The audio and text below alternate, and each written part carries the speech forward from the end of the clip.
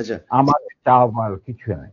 Sir, কিন্তু একটা question ধরেন, আপনি যে বিপ্লবের কথা বললেন, ধরেন 24-এর বিপ্লবের যারা নেতৃত্ব দিয়েছে তারাও আমার এখানে কথা বলেছেন। আপনার লাইভে এই মুহূর্তে 4.5 লাখ মানুষ দেখছে, এবং আমি কমেন্টগুলো পড়ছিলাম।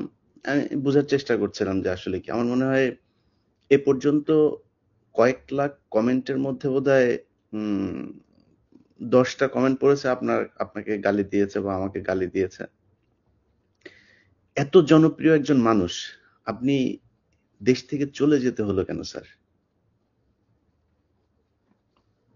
সেই কাহিনীতে এই মুহূর্তে যাওয়া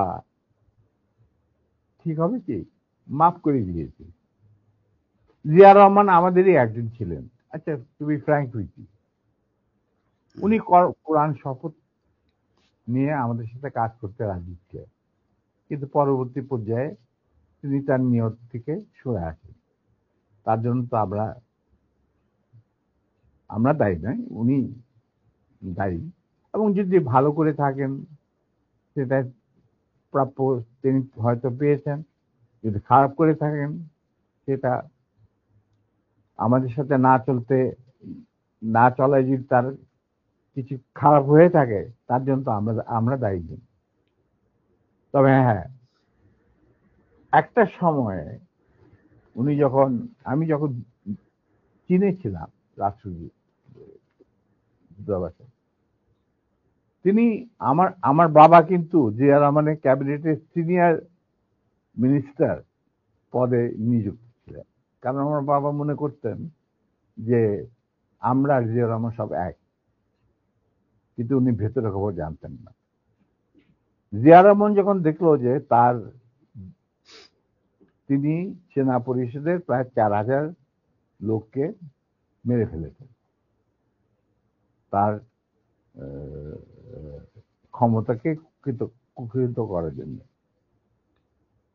আমরা তারপরে যখন তিনি দেখলেন যে তার অবস্থা খুব খারাপ, ভেতরের খবরটা সাধারণ জনগণ দেখে না, সাধারণ জনগণ দেখছে জিয়া রহমান সানগ্লাস, রেবন, গঞ্জি, কাঁধে কোদাল বসে আছেন, এই সমস্ত।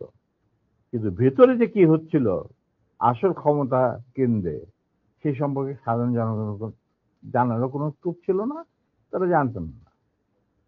সেখানে তার অবস্থা ছিল নরবলে, কারণ ওইখানে তিনি ডিভাইড এন্ড রুল নীতি প্রয়োগ করেছিলেন, যেটা খুবই মারাত্মক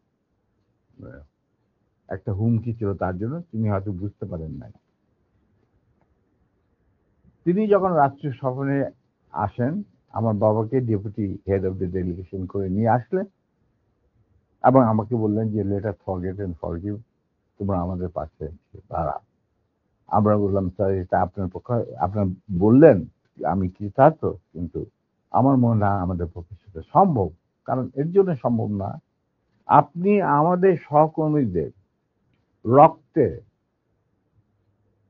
যে রক্তক্ষরণ ঘটিয়েছেন, সেই রক্ত মারিয়ে আপনার পাশে যদি গিয়ে দাঁড়ায়, প্রথম গুলিটা আমাকেই যেতে হবে মুনাফেক হিসাবে। আমি আপনাকে